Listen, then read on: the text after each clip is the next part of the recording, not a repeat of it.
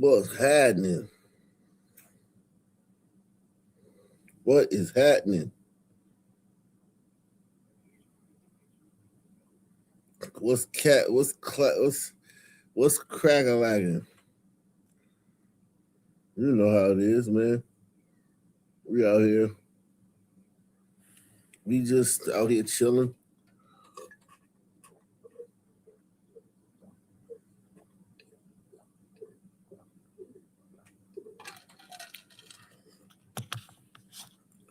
Salute to everybody coming through, man. Salute to everybody coming through. I'm just out here hanging out, man. Salute to everybody in the building, man. Hit that like button, man. Hit that like button like it's nothing. Hit that like button like it's nothing. You know?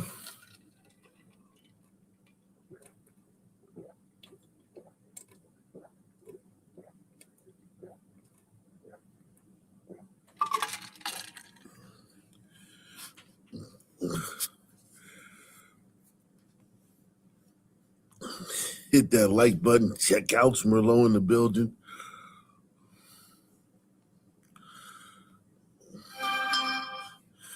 You already know. Hey, man.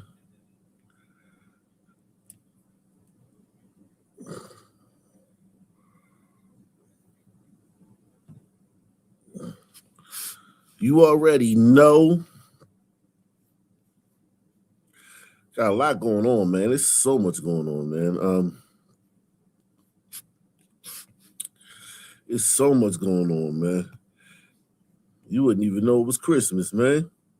This Christmas, fireside is blazing bright. We're caroling through the night. And this Christmas will be a very special Christmas for me.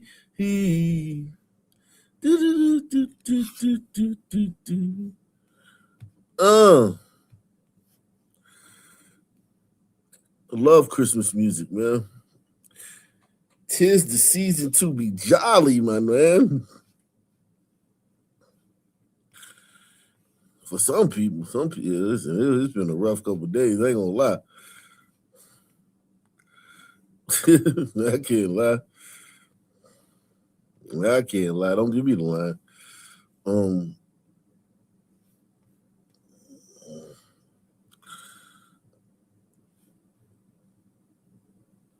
Don't give me the line.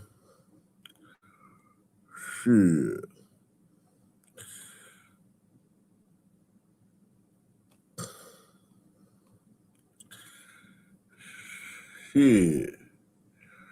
Shit. Salute to everybody on Rumble. Psychopath Pat, damn. Got Psychopath Pat on Rumble. Jesus Christ. Mayo Monkey in the building, man. Mayo Monkey in the building.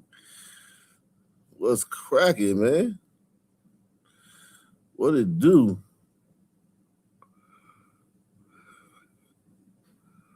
What it do?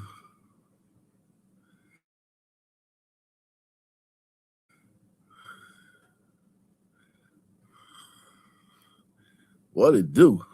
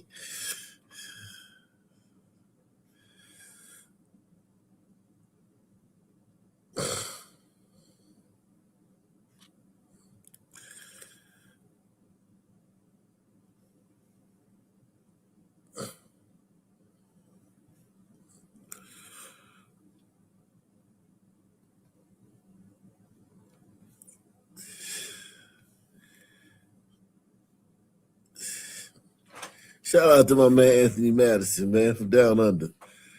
What's the news today, man? There's a lot going on. Yeah, Merry Christmas, Mayo. I'm just what's the news today, man? There's a lot going on, man.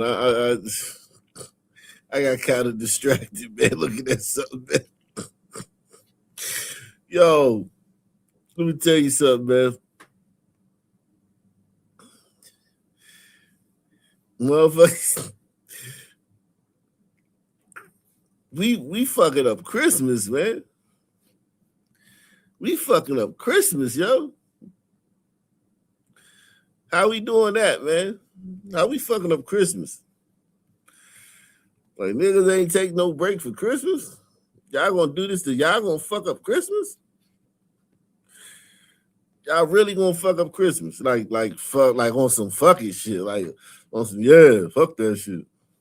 Fuck Christmas. Christmas, I got your fucking Christmas right here, nigga. Chris this, nigga. Niggas said Chris D's, nigga. That's what niggas said about Christmas, man. Niggas was like, Chris D's. Bitch ass nigga. Pussy ass nigga. Yo, hey, yo, you know what, man? I know a perfect way to start this show. I know a perfect way to start the show. You know what? I'm going to start the show perfectly, man. I know a perfect way to start the show.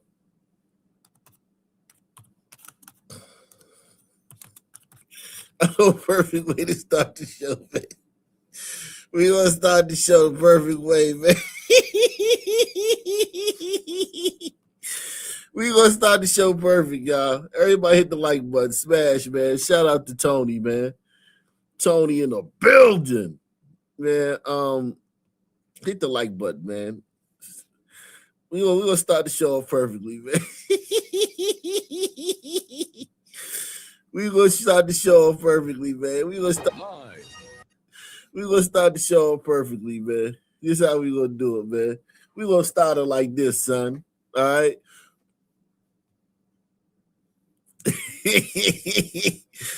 Tis the season to be jolly. Fa la la la la la la la la, my nigga. Jesus Christ, man.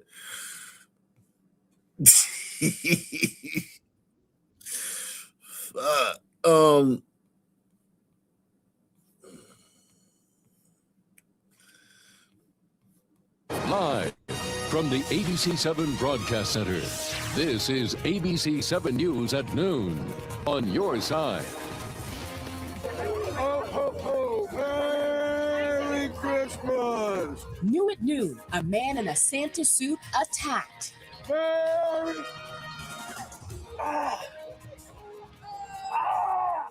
Only ABC7's cameras are there as Santa's helper is hit with a pellet gun.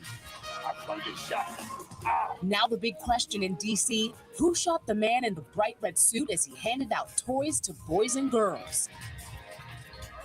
Now, for all the kids watching at home with mom and dad, we want to, of course, make it very clear that that was just Santa's helper, but he was, in fact, attacked. The real Santa hasn't arrived yet, but children might want to leave the room anyway. Yeah, especially before seeing this story. The helper was handing out toys during a giveaway in the Berry Farms neighborhood. That's in Southeast D.C., when suddenly 2 shots were fired and he was hit.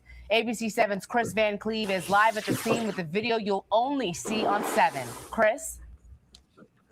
Jimmy, pretty unbelievable. This is the way to catapult yourself to the top of the naughty list for sure. Now, as we said, this was not the real Santa. Think of this as a deputy Santa here to lead the annual toy giveaway in this community. Some 600 kids get toys from this. And as it was just starting, this Santa was talking to our own photographer, Mike Rudd, when those shots rang out. Now this entire community is wondering who's responsible. Oh, man, this is awesome, though. Whoa, yes. Merry...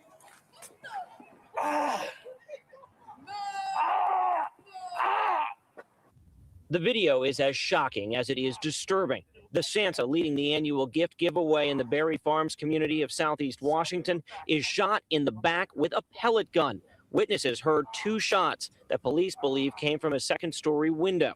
Paramedics were already on scene for the gift giveaway and quickly treated the man dressed as Santa, who stayed in a remarkably festive mood. Oh, Merry Christmas! He wanted to continue with the gift giveaway, but medics said no. So this Santa ended up riding a DC ambulance to the hospital, not a sleigh this year. The gift giveaway continued with the Grinch leading the way. I'm glad I got hit and no one else got hurt. I really am. For real. I mean, that's real. Well, they was trying to hit you. They wasn't trying to hit nobody else. They wasn't trying to hit nobody else, man. They was trying to hit Santa. You was the only one out there. Santa was the only one walking down the street. Berry Farm, that's a rough spot, man. That was a rough spot, man. That's a rough spot, Jack.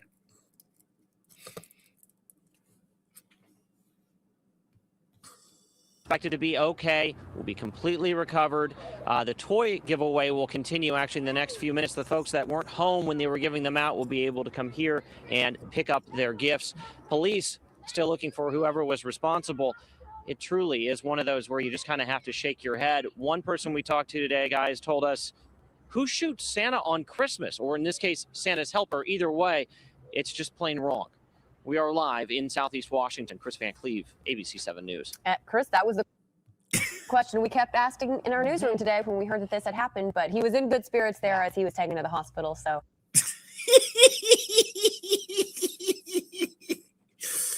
Oh, shit. Oh, this was the story that just made our jaws drop. A man dressed as Santa is shot just steps away from children. Now, this happened at a toy giveaway in Southeast Washington 1 year ago. You may recall this story. Our cameras were directly in front of him when a shot from a pellet gun hit the man dressed as Santa there. And while time has passed, Xavier Hawkins tells us that his life has never been the same. Jay Korf spoke with Hawkins tonight, and Jay's now live in the newsroom with the story that you were seeing first here on ABC 7. Jay. Leon, a powerful story. A lot has happened to Xavier Hawkins since he was shot. He won't be back for that particular Toys for Tot event this year, but his days as Santa Claus, they're not over yet. Just one. Right?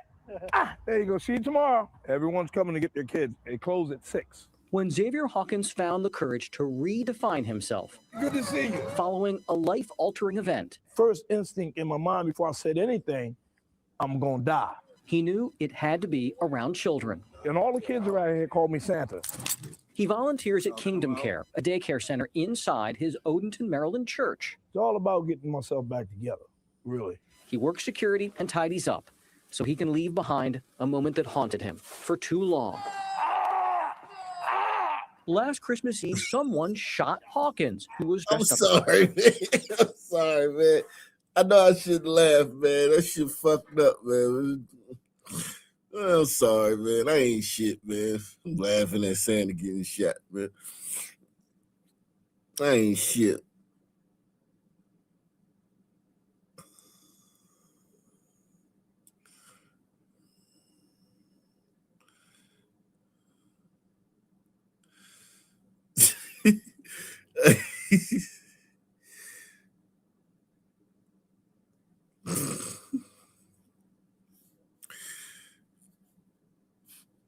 Santa Claus with a pellet gun. He was delivering presents to needy children in Southeast D.C. through his employer, Interstate Moving. When I felt the burning, I knew I was shot. While Hawkins was not seriously injured, the incident rocked him emotionally. Oh, shit. Look, Israel had something to do with it, man. I knew it, man. Israel had something to do with that shit. It's a conspiracy. Somebody call Candace Owens, man, and Jimmy Dore, man. Let them know that Israel shot Santa, man. Ain't that a bitch? Israel again, man. Goddamn Jews, man. Always in the middle of some shit. Yeah, man. Here I am thinking it's just some niggas in the projects having fun. And it turned out to be Israel, man. You that a bitch? This unforgivable though, man. We can't let this shit slide. We done let a lot of shit slide, Israel. Shooting Santa, man. Fuck that, man. You done went too far, man. Yeah, Mexico in on it too, yeah.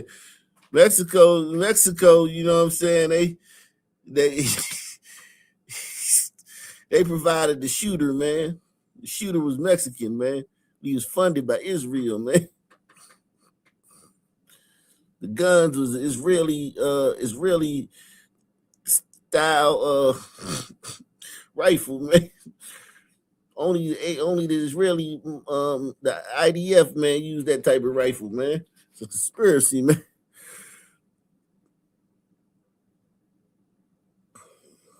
God damn it.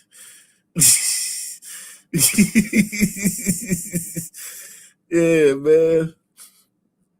That a bitch. Was not seriously injured. The incident rocked him emotionally. And the reality is, I could have been dead. He says he was diagnosed with post-traumatic stress disorder. I thought people were out to get me. You know. They got Santa out here thinking people out to get them. Niggas ain't shit. Press 1, man. You niggas ain't shit. You got Santa out here scared to fucking deliver gifts, man. Santa scared to bring gifts, man. Shit. You niggas ain't shit, man. Why does somebody shoot me? Are they following me? The 51-year-old had trouble returning to work and eventually resigned. Despite a year of struggle, Hawkins insists he has no regrets. I can't look at it that way. But I'm not financially stable like I was when I was working. But I'm happy. I'm at peace.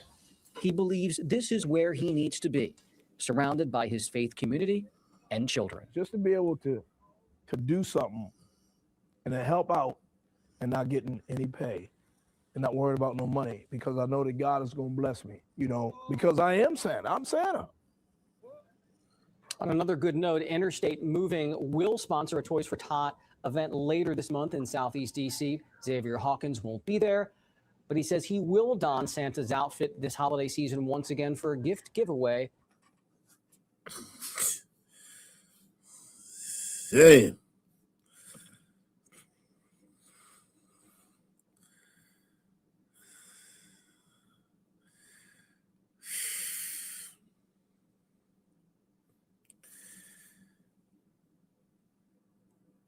You motherfuckers, boy. You motherfuckers, man. You motherfuckers, man.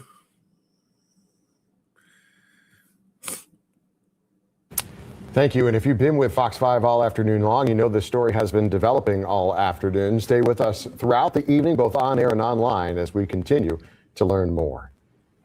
We have yet more breaking news at this hour. Metro Police are investigating a deadly shooting in southeast Las Vegas. And Fox 5's Evan Lake is live near the scene near Maryland and Hacienda. And Evan, what can you tell us? Well, I can tell you that the people that live in this area are pretty shocked by this happening. After we gave you the details at 4 o'clock, a woman came up to us and we told her what happened. She had no idea about this shooting, and it confirmed a lot of fears that she has in living in this neighborhood. First, we'll break down the details of this shooting again if you are first learning about this as well. Shortly before 11 a.m. today, Metro Police responded to this area for a homeowner claiming that someone broke into his home, a fight ensued, and that led the homeowner to shoot a potential intruder. The intruder, a man in his 40s, was taken to the hospital and pronounced dead, according to police. The homeowner has worked with police to work through their investigation. But the woman we spoke to, she just moved to this area of town in April, along with her 13-year-old daughter. And the shooting, again, it made her scared, but it also confirmed a lot of other scary situations that she's seen since moving to this part of the neighborhood. So to see something like this happen in this neighborhood is not shocking. There are constant helicopter activity, police, ambulance, people roaming. I believe there's, drugs, gang violence, all of those typical, economic situations. But there is a large percentage that are still fitting Niggonomic situation. that stereotypical bill of violence.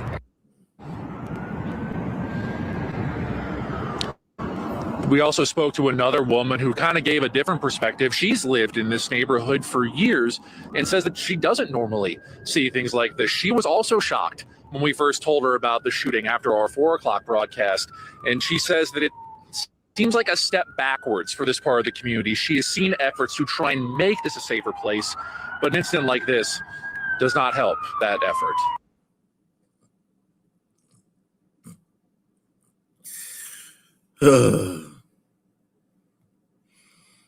Three people were shot tonight, not far from St. Sabina Church on the south side. One of the victims had just left a Sunday night sports event inside. WGN's Emmy Victor is live tonight with the latest. Authorities are still searching for the person responsible for this shooting. The church says that a group of people were inside playing basketball in their gym when one of the men walked outside and was later shot. Another post-basketball game shooting, man. Didn't the brother yesterday get shot? Was that Pennsylvania after a basketball game, an argument? They shot him. He's learning how to walk again, man. They fucked him up. These niggas don't play, man. That's why I don't play with niggas. I don't play. You want to play basketball? No. You don't play basketball? No. You told, man. You never played basketball? Never played basketball, man. What's that? How you play basketball? What is that? What is basketball?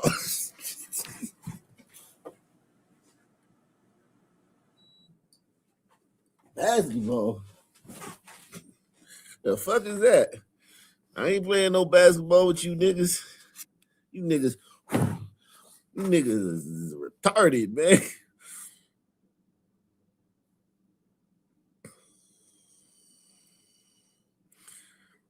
Anything that happens in this block, I take personal. Father Michael Flager had just left St. Sabina Church for the day when he received a call about a shooting outside of the building. What I know of is 3 people were shot. One they found out in front here on Racine. Another person about a block away in front of Walgreens. Another person down near 77th Street. Crime scene tape went up at 78th and Racine just after 4 p.m. Police say an armed man fired shots in the direction of 3 men who were standing outside, and then the suspect fled the area. Flager says one of the victims had just been playing basketball inside of the church's gym. All 3 victims were transported to area hospitals and are said to be in stable condition.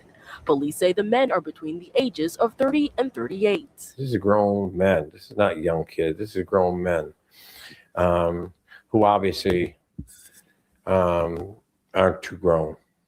They're playing with guns, and guns hurt people. Flager has spent his long career speaking out about gun violence in the city. He says he's weighing whether he'll continue to open his gym to the community for basketball on Sundays. People are not going to feel unsafe at St. Sabina. Not on my watch.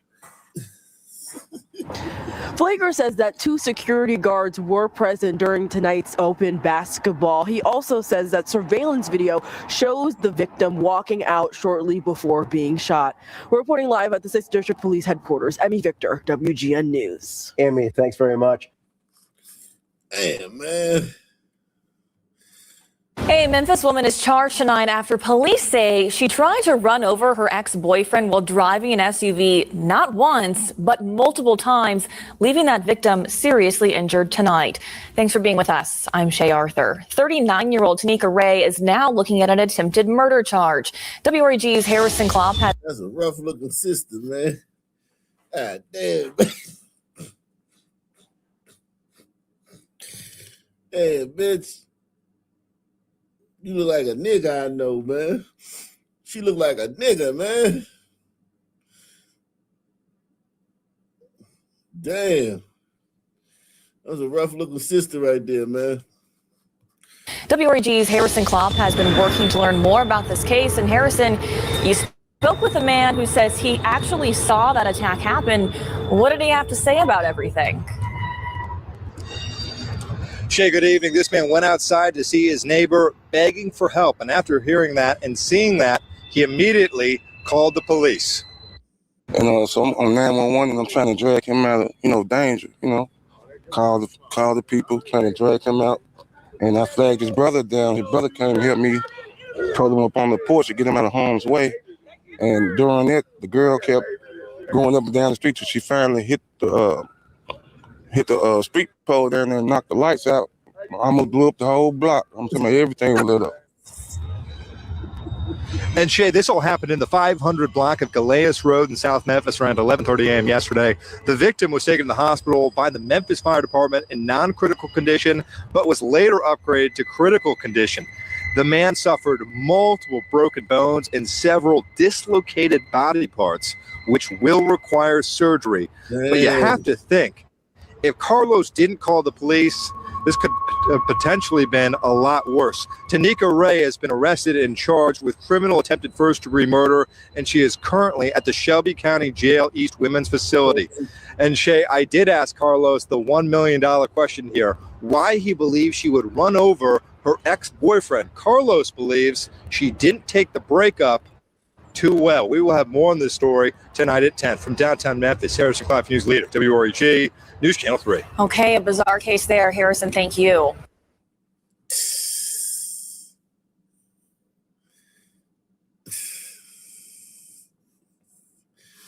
Well, new at 5, as many families prepare to celebrate Christmas, one Memphis woman is preparing to lose her home on Christmas Day. WREG's Caitlin Barker spoke with the tenant who says receiving an eviction notice with only days to move out left her completely blindsided. This is the home that Deshaun Lockett is forced to leave in less than a week. And even though she's losing her home, in spite of that, she's still in the giving spirit.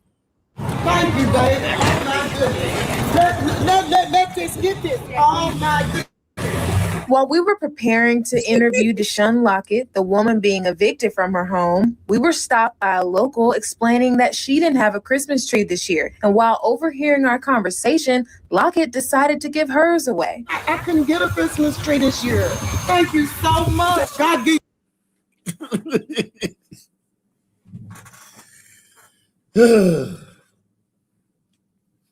Tis the season to be jolly, man. It is a good story coming out of Blackistan, man. It's still some good, man. It's some good coming out of the Christmas season. Gotta give, you know what I mean? It's not all bad coming out of Blackistan. You know, it ain't all bad.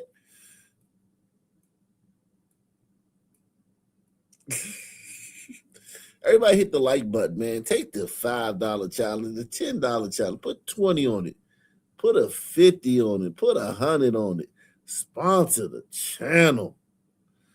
We out here doing this work, man. Listen, man. Sons didn't stop, man. They didn't stop for us. They didn't take Christmas off, man. She said she ate all her money away and couldn't afford a Christmas tree. God damn.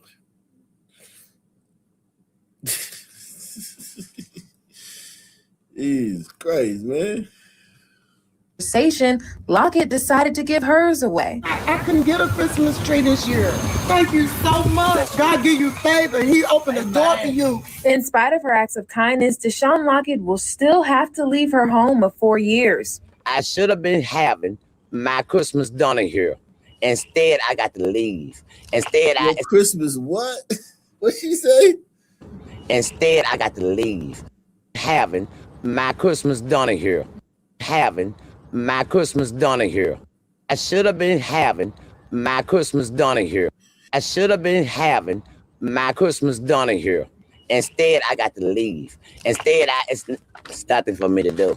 It's no Christmas done here. According to this eviction notice dated for December 1st. What the fuck is a Donner? Donner. Christmas Donner. What the fuck is that, man? What kind of language these people speak, man? Christmas Donna. Christmas Donna. I should have been having my Christmas Donna here. What the fuck is going on? What is really going on, man? Is this real life, man? Is this a simulation? Are we in a simulation? This can't be real.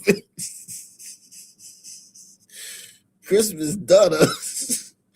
Man, all those stories we done did in Memphis, I never heard nobody say Donna before, man.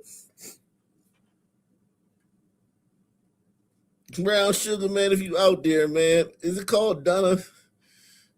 Is it called Donna?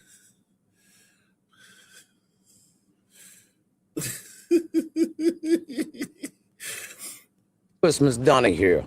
Instead, I got to leave. Instead, it's nothing for me to do. It's no Christmas Donna here. According to this eviction notice dated for December 1st, Lockett has 1 month to leave the property. But she says, according to her Ring camera footage, she didn't receive the notice until December 13th, giving her less than 1 month to move all of her things and find a new home. I only have a little money to deal with. Wow. A Social Security check at that. Lockett says due to financial hardship, she fell behind on her rent, but says she was always honest with her landlord and paid something. She showed me receipts of rent payments stating she owed her landlord $950, but her eviction says she owes $1,625, a number she questions. These are lies. This man is totally lying. The prices, the money don't even add up.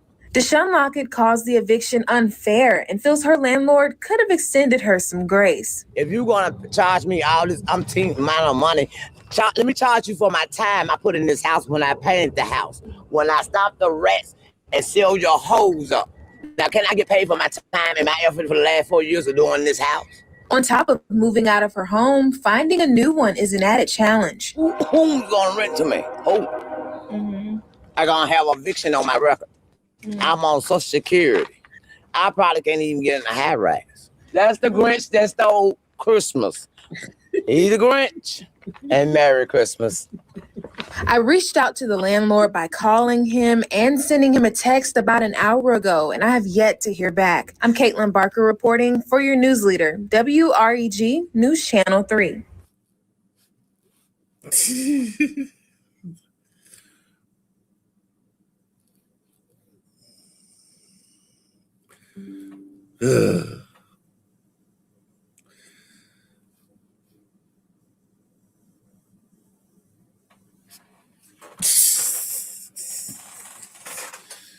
Oh man, these sisters in their motherfucking. You may remember the video that we showed you right here. Confrontation between a D.C. landlord and a bat-wielding tenant. Tonight, the I-Team's John Barr has more on this situation and how it's becoming all too common in the district. And tenants not paying rent, denying access to the property, and then landlords left at their wits' end. And John is here live in studio now with more on this, John. Yeah, we first told you about this dispute between the tenant and landlord back in September. Spoiler alert, it's still going on. This one case, according to landlord Jeffrey Levine, has involved 14 different city agencies, more than 70 court appearances, more than 20 calls to police, more than 100 building code violations. All of that for one 225 square foot apartment on Capitol Hill and a tenant who won't pay rent and will not leave. This row home in Capitol Hill sits on a relatively quiet street. But inside, the dispute over the basement apartment is anything but peaceful. You just hit my wife. You do that again? One tenant blocked 93 inspections. You're not letting me in for the inspection? One tenant kept inspectors waiting as long as 6 hours. Get the out. I have not been able to renovate or sell my building. I am basically stuck. That was owner Jeffrey Levine earlier this month, pleading his case to D.C. council members, explaining how Michelle Watley, the only tenant in a 7-unit building, not only hasn't paid rent since July 2023, but continues to report violations to city inspectors. Oh, we'll come within our places. Let's defend ourselves. Only to then deny them and Levine access to the apartment to make repairs. I was there with Roto-Rooter to fix the toilet that she clogged. Miss Watley, I'm here with the plumber. This is the third and final attempt. Are you letting me in or are you not going to let me in? She was in the building, in the unit, and would not let the Roto-Rooter guy in. Who is the plumber? Excuse me?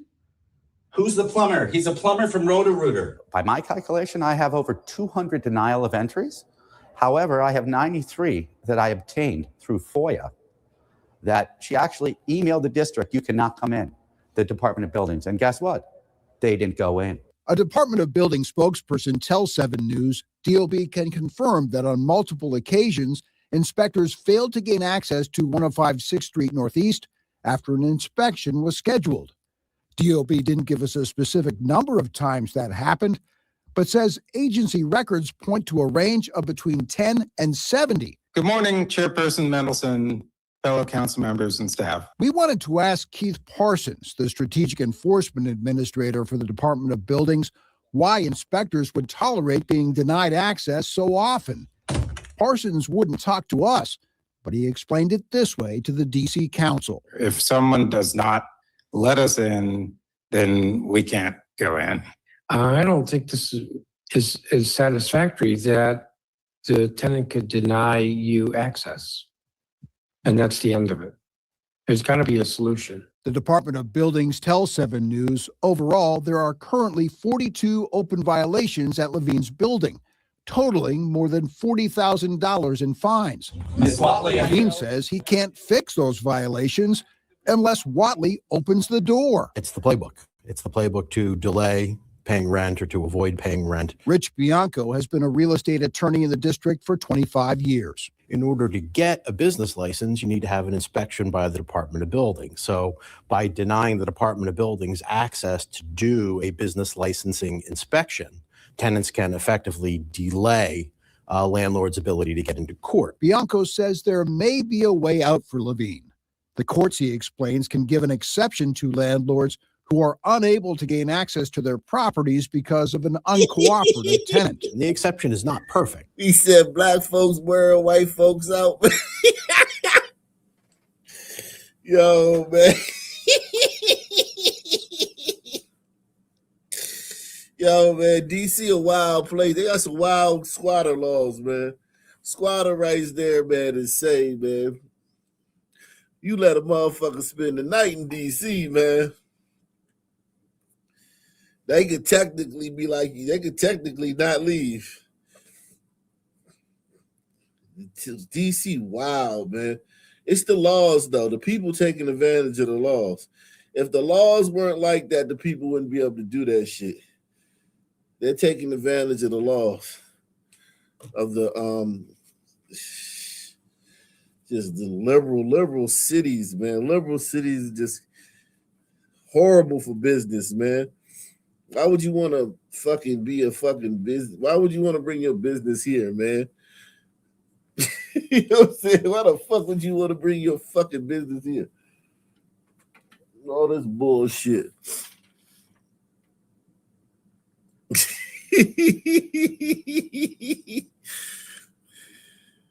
But it is a lifeline for folks that find themselves in the situation that this particular housing provider finds himself in. Remember, the last time we saw Michelle Watley was in this video confrontation with Levine and his wife. A judge found Watley was the aggressor during this heated argument in a common hallway where Levine, as the landlord, had every right to be. In her most recent lawsuit, Watley alleged Levine has systematically failed to maintain the property and make necessary repairs, adding, this sustained negligence appears to be a deliberate strategy to force plaintiff to vacate. Levine, meantime, says Watley has cost him millions in losses, not to mention more than 2 years of unpaid rent. I don't know why DC is not doing anything about it, and I don't know how this ends. But if I'm on the right side of the ground, which I am now, I won't stop, because what's happened to me could happen to anybody in DC. Yeah, it happened to a lot of people, man. It happened to my stepfather, man. It happened to my stepfather. You can't, in DC, you can't get people out, man. That's how DC is, man. You can't get people out, man. It happened to my stepfather. Not this bad, but bad. See. Now, the Department of Buildings says if inspectors are repeatedly denied entry, it could use what's called an administrative search warrant to gain entry. But a spokesperson tells me those warrants only apply when conditions are considered dangerous, and that does not appear to be the case here. As for Ms. Watley, she finally agreed to an interview last week and then backed out at the last minute. We'll keep asking. We'll also keep an eye on this case. For the I-Team, I'm John Barr.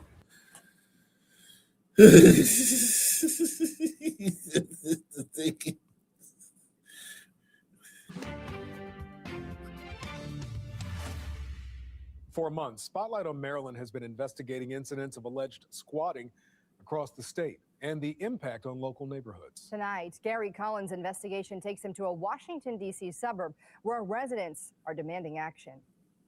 Yeah, we've heard about squatters in the news. Never thought it would be next door to, where we all grew up. James O., a man who grew up in a multi-million-dollar neighborhood in Bethesda, is one neighbor of nearly an entire block who has contacted Spotlight on Maryland to investigate an alleged squatter takeover of a $2.3 million property on Burning Tree Road. For fear of safety, O asked to only be identified by the first letter of his last name. They contacted us after seeing our ongoing investigation into the squatting epidemic in the state. All started around 4th of July weekend. And there were the house that we're talking about was up for sale, and we heard there was a new buyer that was interested. Sounded like they were going to close around that period of time, and some new people moved in. O said the tight-knit community quickly suspected the new neighbors were not the actual new home buyers, but suspected squatters. They made contact with the occupants, who they identified as Tamika Good and Corey Pollard. We were Tamika Good. Who they identified as Tamika Good and Corey Pollard. We were aware that the sale had not closed and the new occupants were unlawfully occupying the building. How did this all start? How did this all happen? The bank foreclosed on the previous owners because they were in default on their mortgage. John, another Bethesda neighbor to the suspected squatter house, pointed us to court records on how the property initially became vacant. The man's real name is being withheld by his request for fear of his safety. According to Maryland property records, the property is currently owned by City Mortgage. Court records show a foreclosure for the property was granted in early 2025. Citigroup filed with Montgomery County District Court for Good and all the mansion's occupants to vacate, saying it has come to our attention that you have wrongfully and properly and illegally entered and are occupying the premise. Adding, your actions constitute a breaking and entering home invasion, and you and all occupants are wrongfully trespassing. Yet another property neighbor, court records show, filed several criminal charges against Good and Pollard, including trespassing. On December 8th, Pollard was arrested in the mansion's driveway. As a result of the arrest, Pollard is now facing extradition to Pennsylvania to face multiple luxury vehicle theft charges for allegedly stealing cars from a Lancaster dealership parking lot. Pollard has a lengthy court record, including a federal case involving transporting stolen vehicles from Pennsylvania and Delaware and possessing more than 100 grams of heroin. Hey, y'all, what's up? It's your favorite pro se litigation coach. Meanwhile, Good, claiming to be a financial and pro se litigation coach on social media accounts that have also appeared in court records, missed her court date this week for trespassing and burglary charges related to the Bethesda mansion. Wanted to show you guys something real fast. I always talk about how the devil is in the details and how when you get these documents, you have to go through them with a fine-tooth comb. This TikTok post from April advertises a rental package for $500 for a limited time, with a screenshot of what appears to be a lease welcoming letter. After speaking to the neighbors, we decided to try to make contact with the people inside the house. After knocking multiple times and hearing a dog bark, but then silence, we left a business card asking for the occupants, including Good, to contact us as soon as possible. Meanwhile, back in the neighborhood, we asked John about how he feels about the alleged squatting incident. You know, you do everything right. You pay your taxes, you pay your mortgage. At the end of the day, do you think it's unfair that others can move into your community paying nothing? Absolutely. I mean, it's not only unfair, it's illegal. It's immoral. You know, they need to be apprehended and prosecuted to the fullest extent of the law. Do you think that the Maryland General Assembly should make matters of closing the loophole and squatting a priority this next session? Absolutely. And other states and jurisdictions have done it too. I mean, you would not experience this kind of nonsense in many other jurisdictions across the United States. We will continue to follow this alleged squatting situation closely and bring you updates. I'm Gary Collins in Bethesda for Spotlight on Maryland. If you have a story tip for our Spotlight on Maryland team, you can call 410-467-4670 or email them at spotlightonmaryland@sbgtv.com. You niggas ain't shit, man. You niggas ain't shit, man. Take the $5 challenge. Support tonight's programming. Take the $5 challenge. Support tonight's programming. Put 10 on it. Put 20 on it. Put 100 on it. Jeez.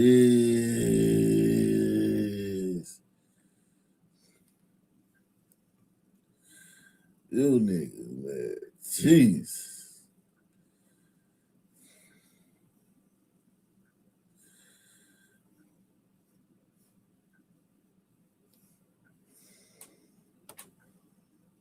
It's not all holiday cheer for some around the DMV. One homeowners association has given a Germantown family massive fines, all for these Christmas lights. It's a story our Christian Flores has been following closely for weeks now. He just spoke with the family, and they tell us how they're fighting back tonight.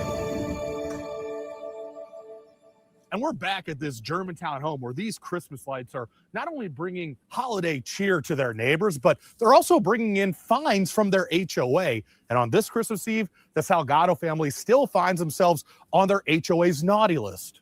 'Twas the night before Christmas. That's what I'm hoping for this Christmas. They might change their hearts and change their minds. And the Salgado family with one special final wish before Santa comes down the chimney for their HOA to rescind their fines for these Christmas lights. Since our grandmothers passed away, it's felt empty for us. And that's why we added the 2 angels. And that's why we're asking the HOA to stop doing this craziness. The HOA first notifying the Salgados earlier this month, they're being fined $650 at $50 per day.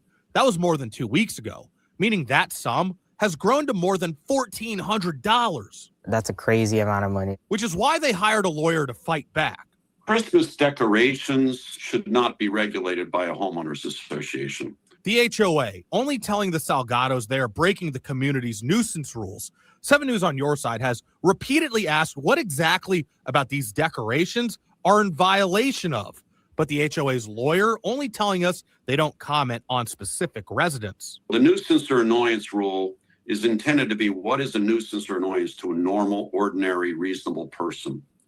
A normal, ordinary, reasonable person in America in this area does not get annoyed by, beautiful Christmas ornaments. Another factor in play. This is like our centerpiece for why we decorate, and the true meaning of Christmas for us is right here, this manger scene. The Salgado family's religious beliefs. Any court of law would be disturbed, if you will, by what the association is attempting to do here, which is infringing on the religious freedoms of my client. This feud could land in court or with the Montgomery County agency overseeing homeowners associations.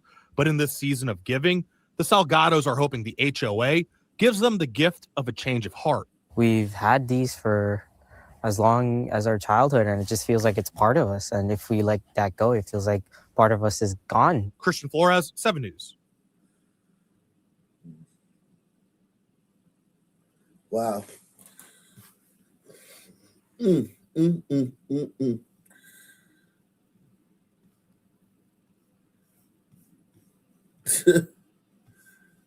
Let's see what else is going on, man. I'm sure there's salute to everybody watching, man, wherever you watching from, man.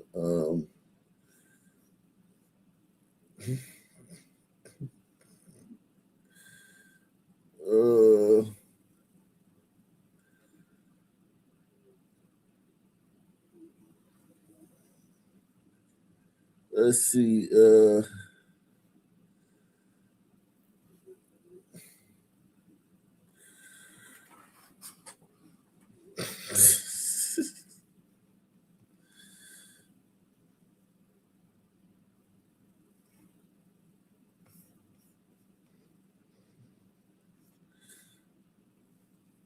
Wow.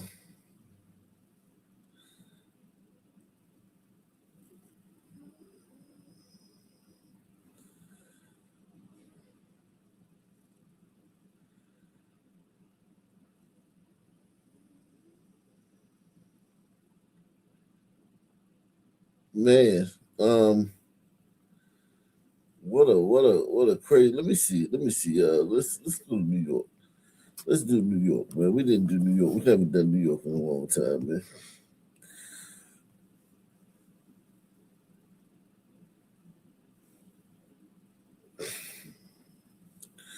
We haven't done New York in a long time, man.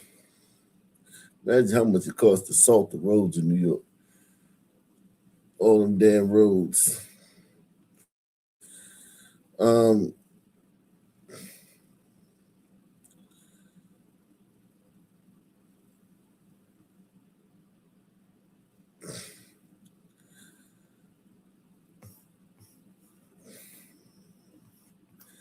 We are in the building. Everybody hit the like button, man. Smash that like button, man. Smash that like button. You hear me? Smash that like button.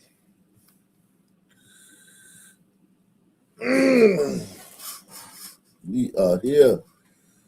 Smash that like button. Salute to everybody that's rocking with me tonight, man.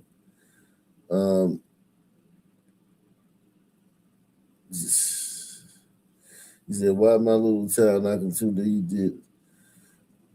Oh, the Bronx. Yeah, the Bronx ain't no joke, man. Bronx ain't no joke, man.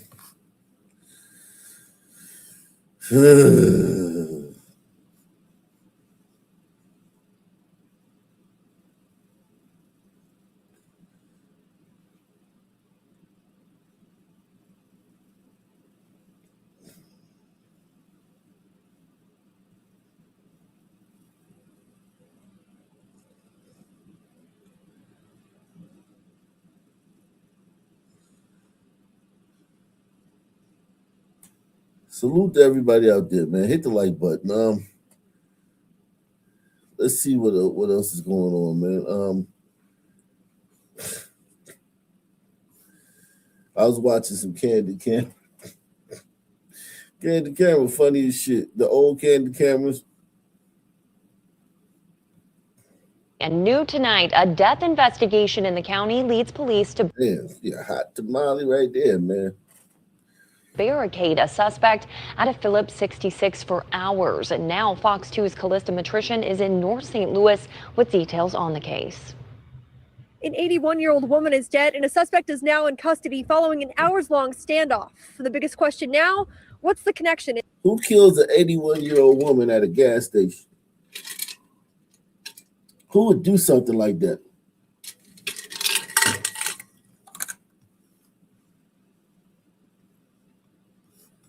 In the case. I saw all these cops with weapons I've never seen before. Zion Thomas was there when police surrounded a man who they say barricaded himself in a truck in the parking lot of Phillips 66 off Union and Natural Bridge. But this case didn't start here. People were saying that he was trying to fill up because he apparently was coming from the county. Just before 11 a.m. this morning, officers from the St. Louis County Police Department's Central County Precinct responded to the 8500 block of Jenny Drive. When officers arrived on scene, they did locate an elderly female who had actually been stabbed at least one time. They were able to identify a suspect fairly quickly and sent out a regional broadcast with information on the silver truck. Quick information from county police relayed to police officers here in the city. We're able to quickly locate that vehicle. When police found the truck, they say the man wouldn't come out, leading to an hours-long standoff involving the SWAT team. We've been trying to scream at him, it's not worth your life. Just come out with your hands up. Anytime we try to take a suspect into custody, we use it as least amount of force as possible to do it.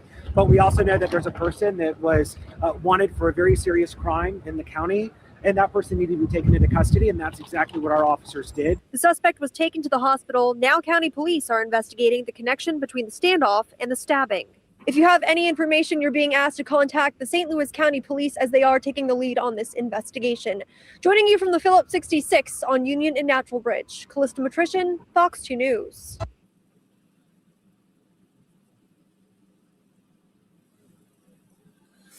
Oh.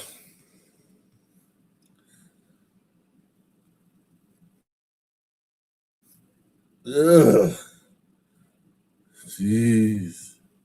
A man arrested today accused of killing his mother and father. Good evening, and thank you for choosing 8 News Now here at 6 o'clock. I'm Sasha Loftus. Police identifying that man as 27-year-old Adrian Bailey. This all happened in a home on Bonanza. That sounds like it could be a son. Near Hollywood in the East Valley. That's where we find 8 News Now reporter Jessamine Wolk. She joins us live with the latest in this investigation. Jessamine. Sasha, just minutes ago, neighbors showed up to this home and they dropped flowers off at the doorstep and they were in tears. Now, this initial incident happened Saturday night around 11:30. Police say that Bailey called them saying that he had killed someone and that he wanted to hurt himself. Now, when they were on their way, they said Bailey called them again near East Stewart and Fogg Street. And when they arrived, they found a man and woman both unresponsive in the living room. Police say they were both suffering from blunt force trauma injuries. The man was pronounced dead at the scene. The woman moved to a local hospital, but sadly was also later pronounced dead. We spoke with Virginia Zimmerman, who lives nearby, and said she knew the family well. Sad that things happen, to them because, it's, I was stunned. It makes me, want to cry. Because these people are just like real friends together. Zimmerman tells us she was close to the family and that the woman who died even babysat her children. Police did take Bailey into custody and he's been booked in the Clark County Detention Center for 2 counts of open murder with a deadly weapon. Now, 2 neighbors tell us Bailey was adopted. Police have not yet confirmed that to us, and the name of the man and woman who died will be released by the Clark County coroner. Reporting live near Bonanza and Mount Hood. Killed his adopted parents. Damn.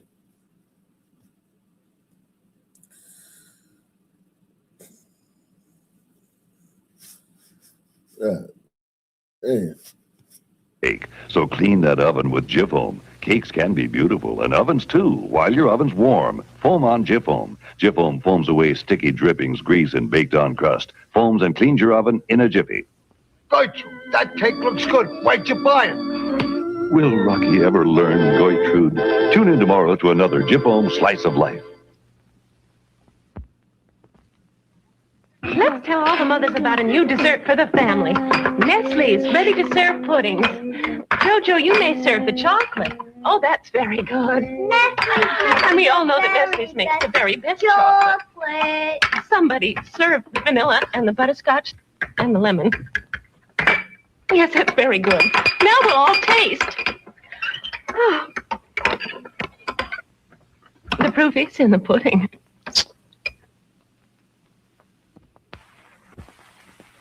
If you love me, Grandma, you'll give me curly hair. Oh, there's your curly hair. I thought you said your fingers were getting old. Oh, that's just when my arthritis kicks up. And then my fingers feel stiff. Well, Julie, that's where my friend Anacin comes in. It's wonderful the way it helps relieve my pain for hours. How do I look? Anacin tablets have more of the pain reliever doctors prescribe most. For minor arthritis pain, for more freedom of movement without pain, Anacin. This wire head shows why some colds need a special kind of relief. These are the pressure points in the critical area of colds infection, your sinuses.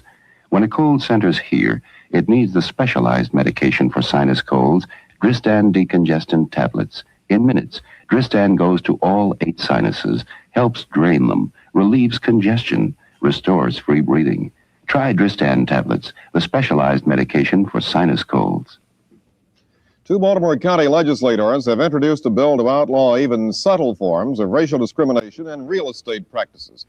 The bill submitted by delegates Paul Alpert and Richard Ryan would bar the use of mass solicitation by mail, telephone, or door-to-door to push properties onto the housing market. The tactics described in the bill are better known as blockbusting.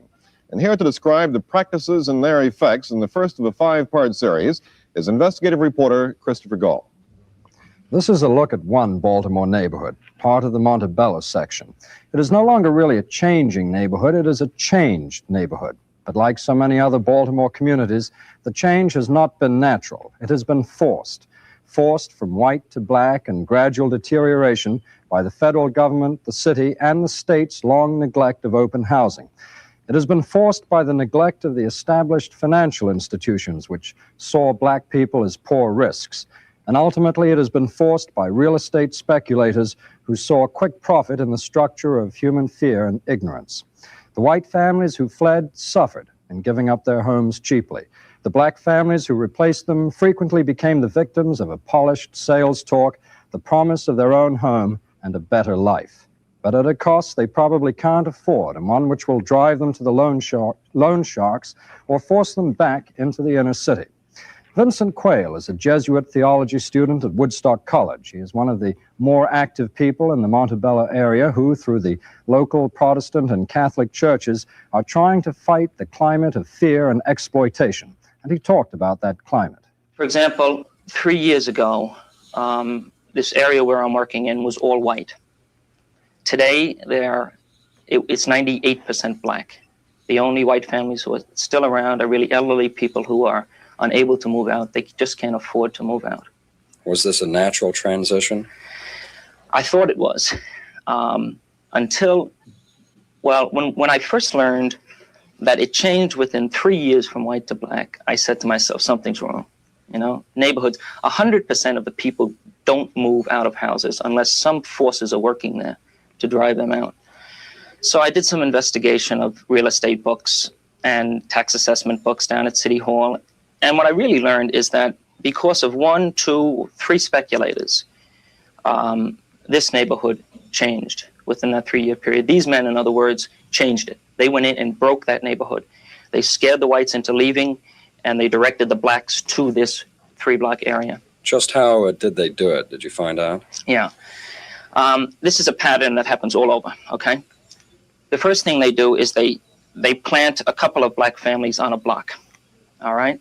They send in their agents then, their real estate agents, to shake up the white community.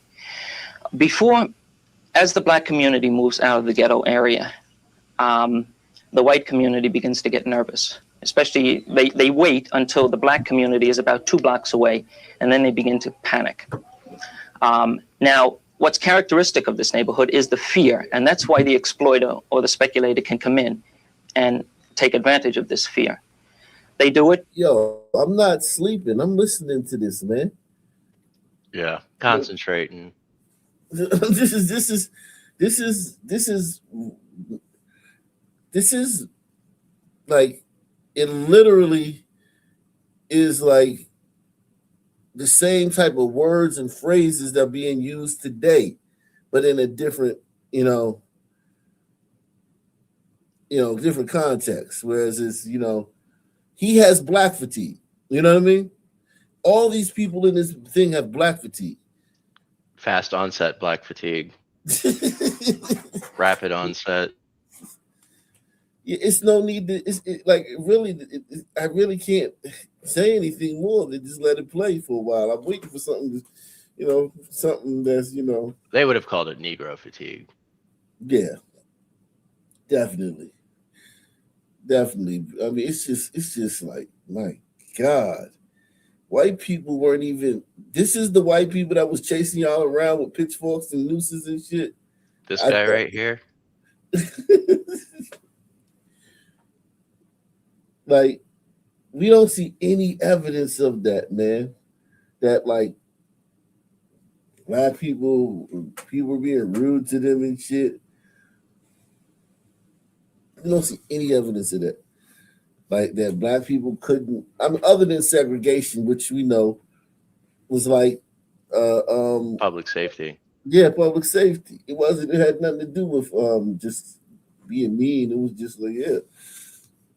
we don't see anything where I would see like, damn, black people were scared to be out at night and shit, or black people was terrified of white people. I'm not seeing. I never see it, and I keep dropping those videos, man, and we still don't see it, man. It seems to be the opposite.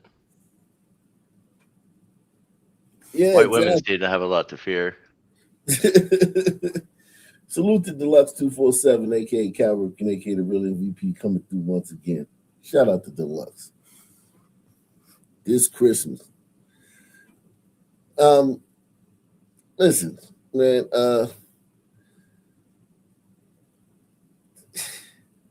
what is this guy? I mean, like, what is he supposed to do, man? I mean, like,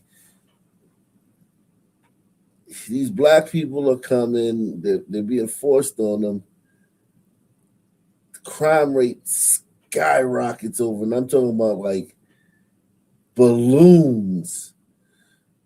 He's probably got a family and some kids. You think they did balloon releases back then? I don't know, man. I haven't seen any evidence of that. Probably not. They probably weren't as easily available. Yeah, I haven't seen any evidence of that, but shit, maybe we can find the first ever balloon release. That would be interesting. This guy right here, though, man, he like, you got to feel for him, man. He's a sympathetic figure, and I know black folk don't like that. But his world's being turned upside down. From day to night. You know what I'm saying? It's not... By sending their agents up and down the streets and saying, the niggas are coming, you know what's going to happen to the neighborhood. Well, hold up, what? Sell out now, and I'll get you a good price. He said real estate agents was telling them, because niggas is coming. They're predatory. This is predatory behavior by the real estate agents.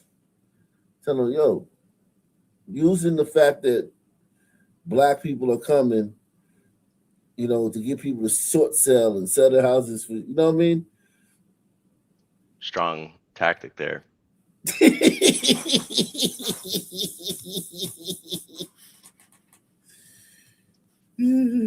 By sending their agents up and down the streets and saying, the niggas are coming, you know what's going to happen to the neighborhood.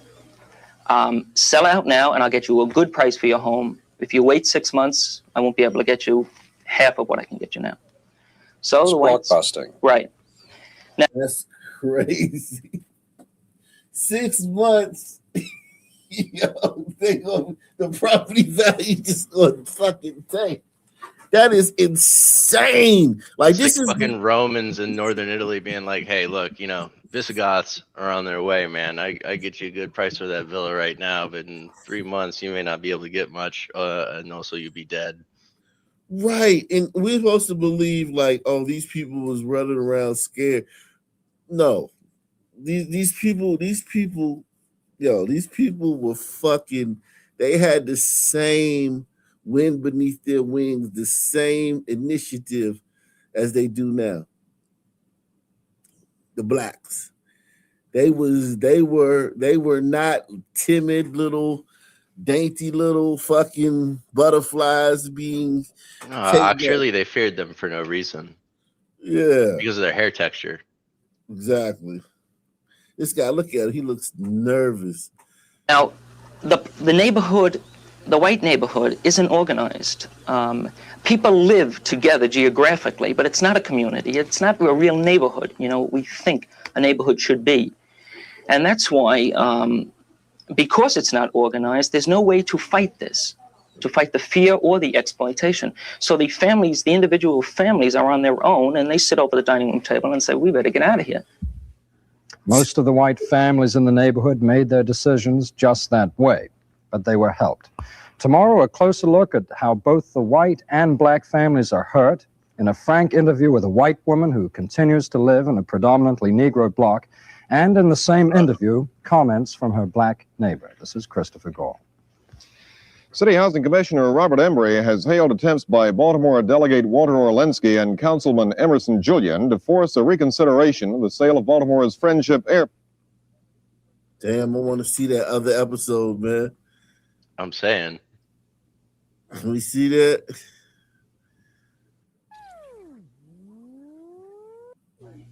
State exploitation, and he talked about the practices in that section on this program yesterday. In his efforts to achieve neighborhood stability, the Jesuit student visited many of the area's black and white families. I went with him to see Mrs. Rose Mason, a white woman who has lived at 1623 East 31st Street for the past 10 years. Her black neighbor, Mrs. Angie Washington, has lived there for 2 years. Mrs. Mason was frank in discussing her feelings about the change in the neighborhood. Perfect. It started with the house next door. And I guess because the colored people were coming up through this way, the people began to get scared. So naturally, she sold next door. Well, you know when It looks like kind of like got like a Melungeon little kid there or something. Some sort of Oriental. Would that be? That's just a white kid. That's just a white kid. This is a white kid with a maybe you know maybe some Samoan or some. Maybe one of those Saigon babies. Yeah, something's in there. Something's. You know, it's not a pure white baby. Yeah, not purely white. Mostly white. This woman is supposed to be like a black man was supposed to be like she was supposed to be able to like take her shoe off and clock a black man upside the head just for not opening the door for her, right? He's Scream like, and have a gang of whites beating him up. Yeah, yeah. You know, like come on, man. You niggas have been lying about history so bad. I mean, and I this is where the Jews come in because, like, a tale this fantastic, you know what I mean? A story this, like, different from reality, this like, just artistic. Sons couldn't have came up with that on their own. I will give you that. I'll give, fishermen and all you people like that. Yes, the Jews were definitely behind this narrative that blacks were like just terrified of white people. And all white people were just mean back then. Every white person just was like, Every white person was like picketing the school with signs that say no ends in our neighborhood. Yeah. Like I could see the Jews being behind that narrative because it's such a think about it. In none of the stories, the news articles, the videos, you almost see zero evidence of any of that. You know what I mean? The closest evidence is the lynchings, but the lynchings were like almost uniformly because of like some just off the charts behavior. You know what I mean? I mean, they mostly seem to be related to the brutal graping of white women. Exactly. That's how Tulsa started. Well, he didn't rape her. He tried to. Yeah, on the elevator. Yeah. His nickname was Diamond Dick. Maybe he might have just wanted to cop a feel. Yeah, you're right. Her feelings about the change in the neighborhood. Prevented that massacre. it started with the house next door. And I guess because the colored people were coming up through this way, the people began to get scared. So naturally, she sold next door. Well, when one sells, boy, the others are right behind. Uh-oh. Go. Oh, shit. She don't look happy.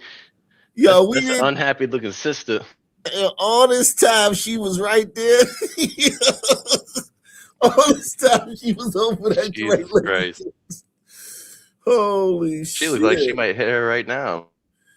Yo, that white lady is like, oh, this is like the perfect microcosm of what was going on back then. Like some white woman we're being shown that like this white woman is like, she's using words like colored and Negroes, but no, that was just the terms of the day. Those terms were not offensive during that day. and there's some sister there that like literally has all the power, who even 60 years later is gonna be like acting like, think about it. It wasn't even like that then, but sisters now act like whatever the bullshit. They act like the fake shit from then now. You know what I mean? They act like they're going through that now, and they weren't even going through it then. This shit is crazy. And listen, black, everybody I know is black, right? All my fucking older black people I know in my life, when they talk about the 60s, in the 50s, in the 70s, I'm not talking about like during like some fake ass, you know, Rodney King or fucking George Floyd type times, but just normal times, right? Yep. They never, ever talk about being afraid of white people. You know what I mean? You know, just being like, you know, abused by whiteness and all this shit. You never hear them speak about it. They talk about partying, fashion, the Beatles, James Brown. You know what I mean? They talk about You said it the other day. Y'all aren't like focused on that shit when it's just between you. No, it's just crazy. Like you can't. You would think that like you would be hearing stories off your life. I just walked home from school one day and the Klan got behind me. And I just kept my head down. My heart was beating 100 miles per hour, and they rolled on past. And I said, "Oh Lord, I thank God I never walked this way again." Like it's like you don't get those stories from niggas.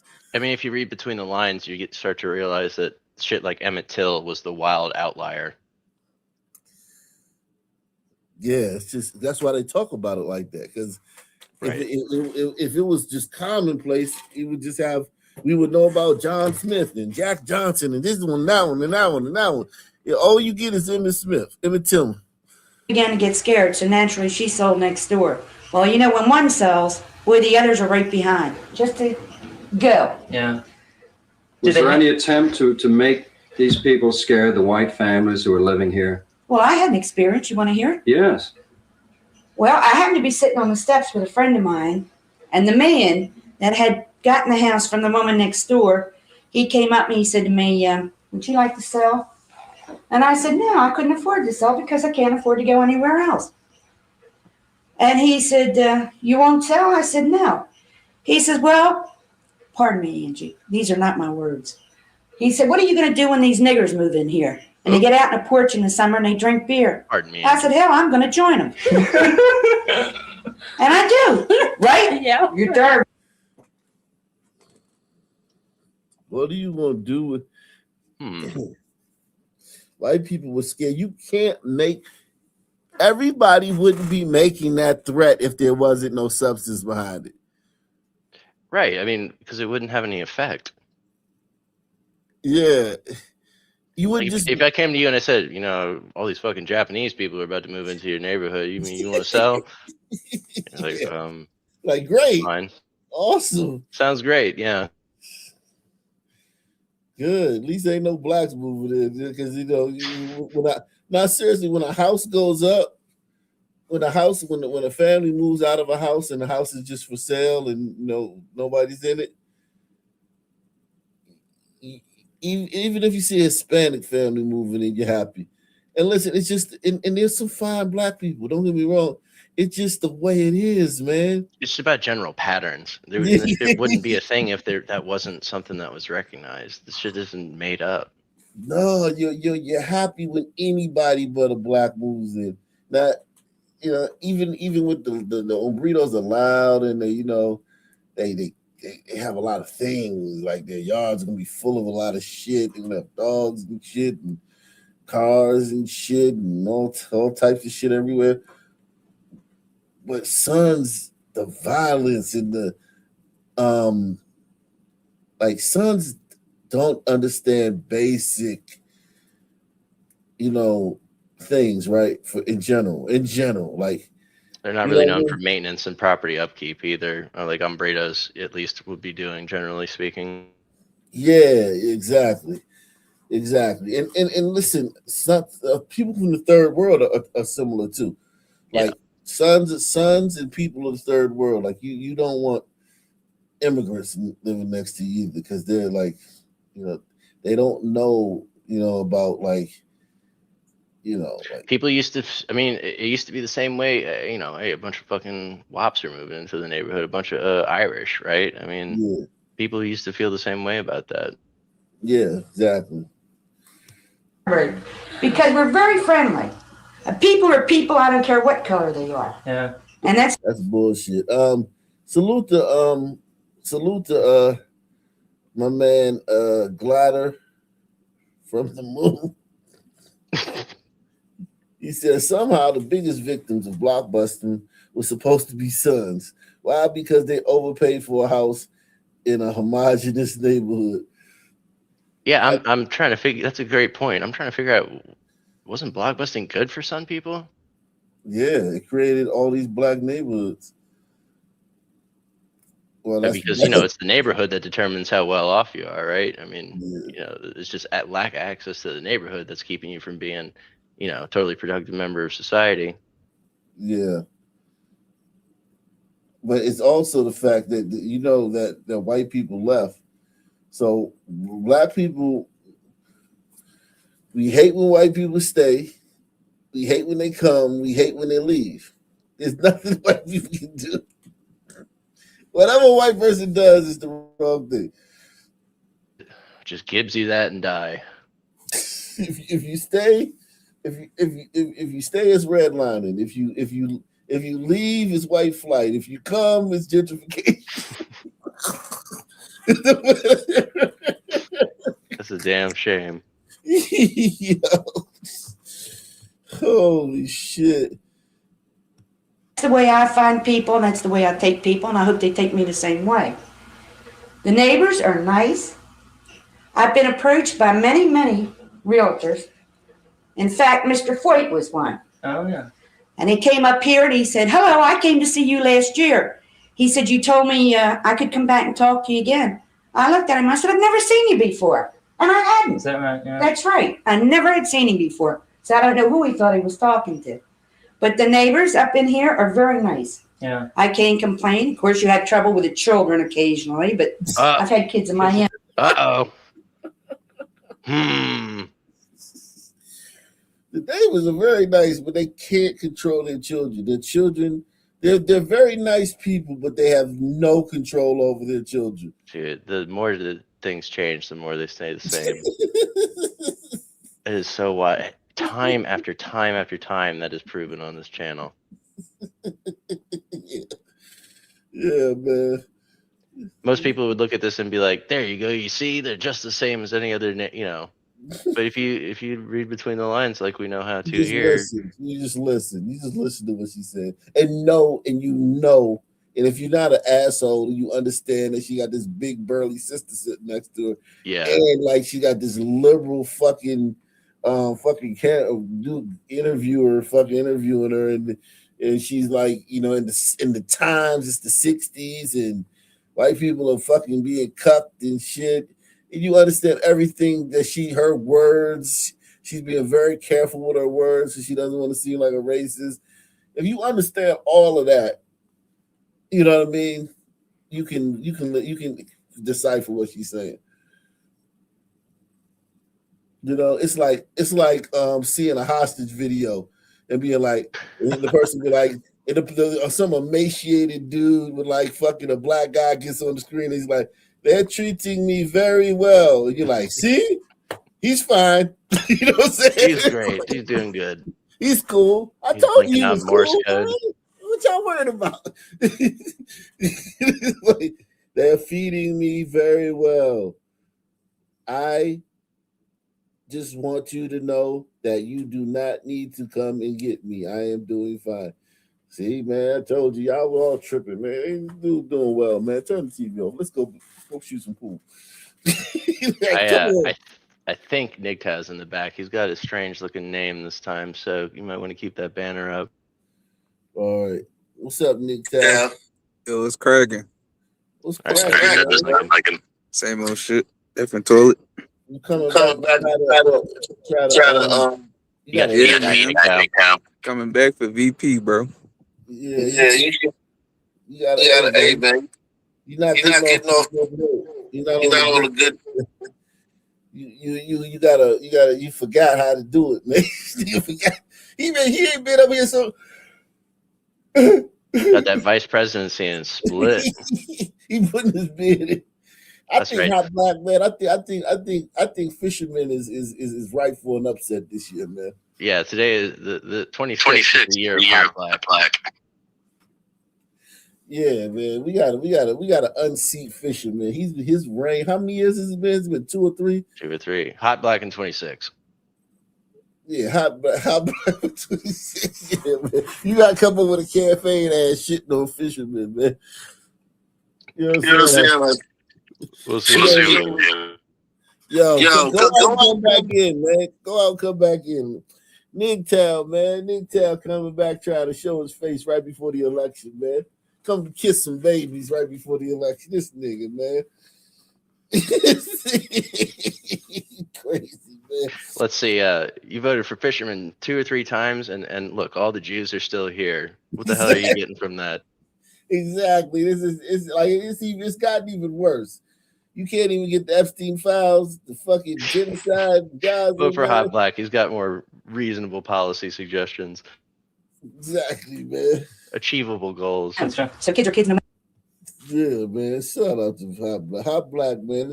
I'm voting for Hot Black this year, man. It's time, man. That's a powerful endorsement. He's run a few races and failed, and now I feel like he's learned from his past failures, man, running, and he knows how to manage his resources, and yeah, man. So yeah, man. So I'm endorsing Hot Black, man, for glider panelist of the year. Damn straight. Right. I never had seen him before, so I don't know who he thought he was talking to. But the neighbors up in here are very nice. Yeah. I can't complain. Of course, you had trouble with the children occasionally, but I've had kids of my own. Sure. So kids are kids no matter whose they are. Were the other white families who moved out approached in the same way you were? Were they scared, do you think, Oh, yes. by the realtors? By the realtors, quite a few of them were scared, but there were quite a few elderly people on the block. Now, some of them were ill. A few families, the husband was ill or the wife was ill, and they had to get them out and get them into a one-floor apartment. But that was only a few. The rest were actually scared. Yeah. And that's why they went. And most all of them had been approached by the realtors. Yes. Mrs. Washington, how much are you paying for your house? $11,950. $11,950. Mm-hmm. How long have you been in the neighborhood now? It'll be 2 years in April. 2 years. How much did you pay by the week, Mrs. Washington? Yes. How much do you pay? $31. $31 a week, and that Mhm. probably includes your ground rent and everything else. I imagine. Yeah. Would you feel happier if the neighborhood were more mixed, if there were a more even ratio of white people and black people instead of the whole neighborhood becoming gradually all black? Well, not necessarily. I mean, it really doesn't matter what, who the people are as long as they try to, keep the neighborhood up.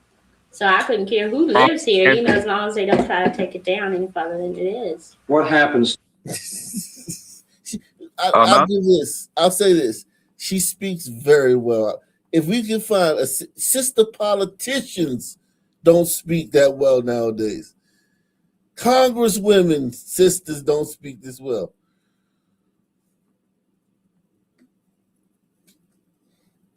Go ahead. Is that a wig? Of course. It does look a little disheveled. Of course it's a wig, man. Damn, sisters always have fucked up wigs. Damn. Yo, she seems like a very she's a very well spoken woman though. I'll give her that, man. Yo, what do you rate her on a scale of 1 to 10, bro? You can't use 7. Oh man, Jesus Christ! Man. What do 3, you rate the white 2. girl, man? What do you rate the white lady, man? I don't even remember what that bitch looked like. I gotta see her again. I give her a look, man. She looks better than the white woman. I'll be honest here.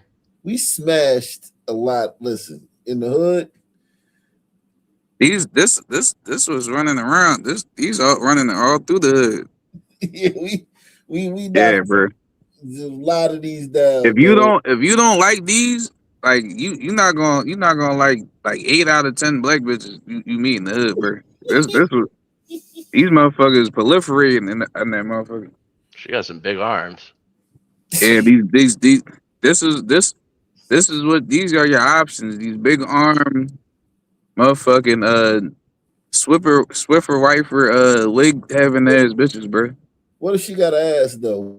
I ain't gonna lie. I Yeah, mean, see, that's look, that's what always gets you with these black bitches, bro. They had these masculine ass faces, these wild ass wigs, these fat ass arms, but that ass be fat though. That ass, the ass cheeks be on point, bro.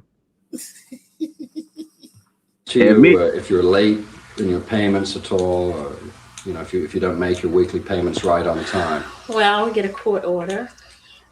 How long does that take to get a court order? Well, we have our payments are due on Saturday. If they're not there by Monday, then by Tuesday around 12 or 1, we get a court notice. A court, and then what do you have to do with that? Well, we usually always go ahead and pay them, but you have to pay $2 for it, the court order. But every week, are you convinced that you really are buying your house? No, not really. You were told though that you were Uh-huh. going to be buying a house. Yeah. How long do you think it'll be before you own the house?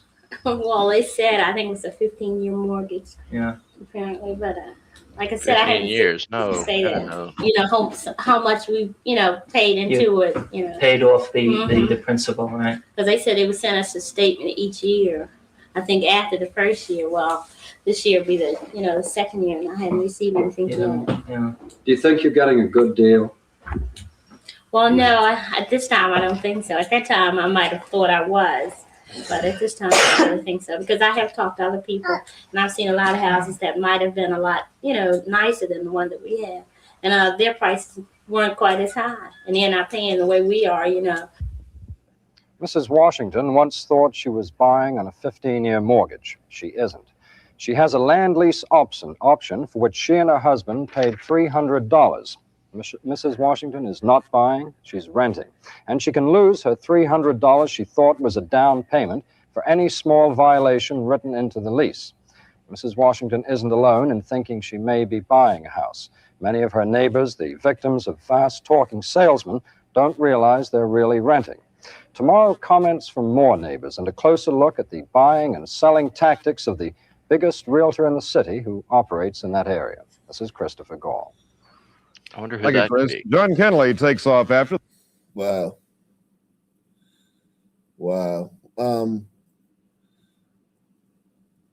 This is amazing, man. Seeing these Fast talking realtors scamming people. Who could that be? Oh man. Both the gliders and the suns playing them against each other. I'll be back. I'm gonna get some juice. I don't know, man. I can't quite put my finger on what it might be, man. Wow. Or colors. Hungry Drive with Enzolve, the professional stain remover, can get your whole wash so clean it's spotless. Because the Hungry detergent eats stains. Buy new Drive. Christopher Gall now returns to the Montebello section of Baltimore as he continues his investigation of the effects of blockbusting. As the black community moved closer to Montebello, many of the white residents became uneasy. Some sold out then, others waited. But then black families began moving in, and some real estate agents used the move to take the $5 challenge. Support tonight's programming, man. We covering everything. Taking you down memory lane, man. Shout out to Barry B. Barry B is in the building. Once again. Sponsor tonight's programming. We taking you down memory lane, man. These listen, it just is what it is, man. That's one thing I'm obsessed with. I'm obsessed with history, man. Because I grew up hearing about all this stuff about how black dudes were scared, white dudes calling black dudes boy, and slapping them upside the head and telling them to shine their shoes, and black dudes see a white dude and they scared to look him in the eye. I grew up hearing all that bullshit. You know what I'm saying? I just wanted to know the truth. Yeah. You know? Yeah, man. Like the way the Sun Man behaves, bro. The Biggest type lie of ever told. the type of gliders that these motherfuckers would have had to be back then. Like I just don't see it, bro. Like I just Right. With no where the fuck are cameras. these these niggas are evil, bro. Nigga, you need a different breed of of callousness to deal with these motherfuckers and have them There'd have had to like been in that gallows at every fucking street corner. and to have them in the state that they claim they had these motherfuckers. I gotta see it to believe. That's some shit I gotta see to believe, bro. I mean, it should be plainly evident, right? Yeah, it should. I haven't seen it yet. The Yeah. Emmett Till shit. I'm sorry, bro. Call me. You can say I'm a. I don't want to. I'm trying to deny racism. I just don't see it, bro. I'm sorry.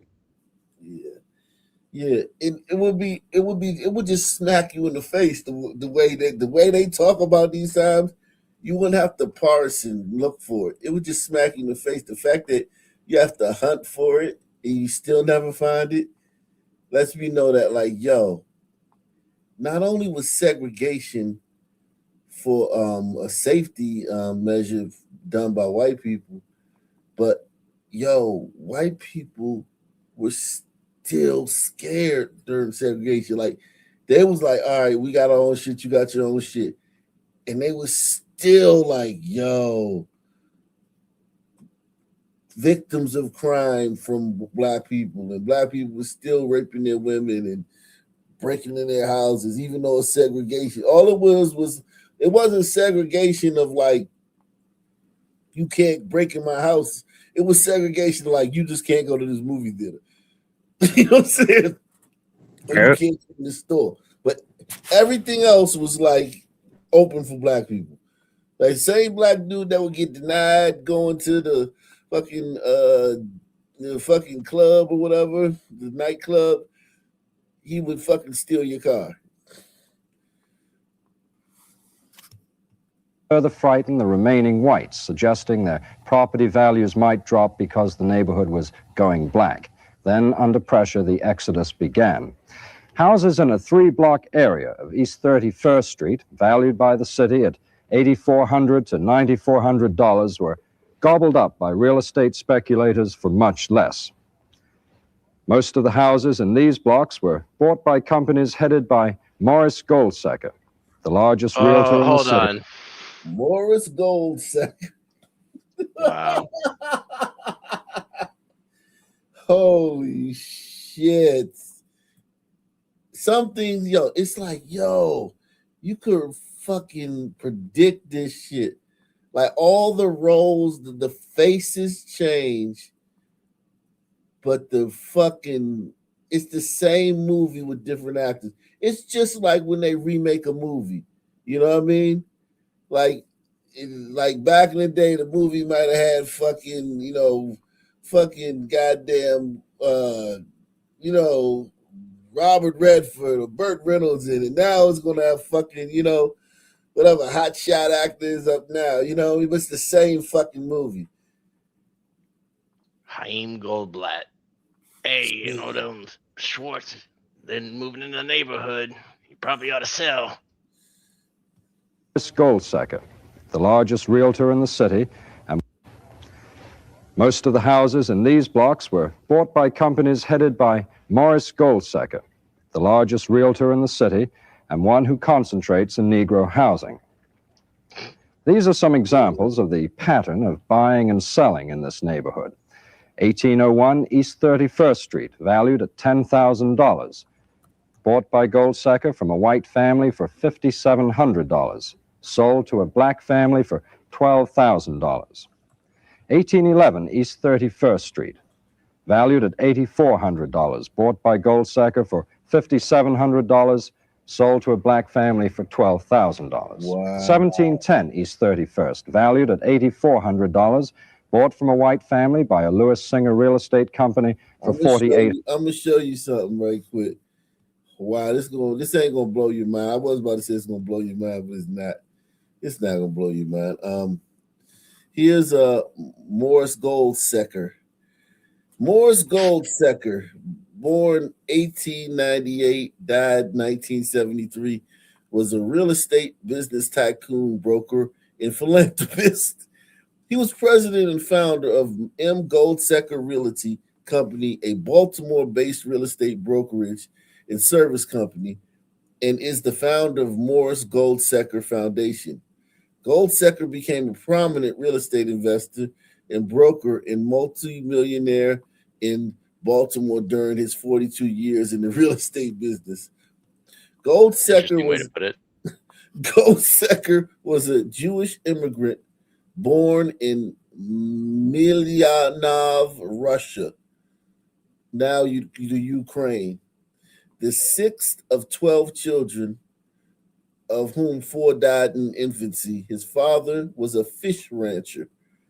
Goldsecker attended elementary school and parochial school. He immigrated to the United States, arriving in Baltimore, Maryland, on board of the ship Rhine on August 28th, 1913. So this is a goddamn real Jew. We talking about a Jew. His father was a fucking fiddler on the roof. I'm telling you. If I was a rich man, this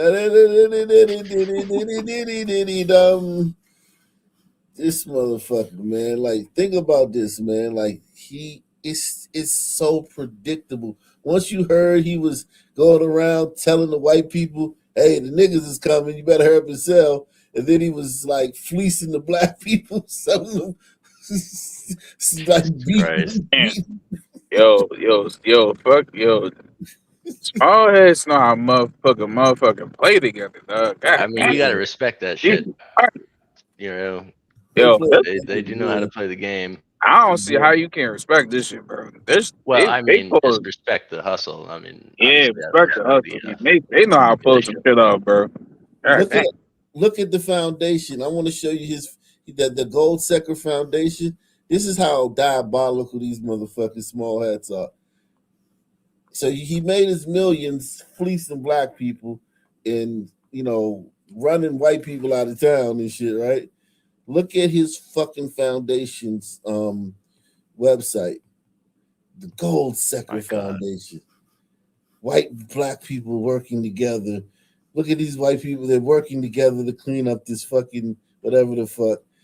I feel like small heads have like mastered niggas. Like, they just know exactly how to like. Master white folk too, though. Yes, bro.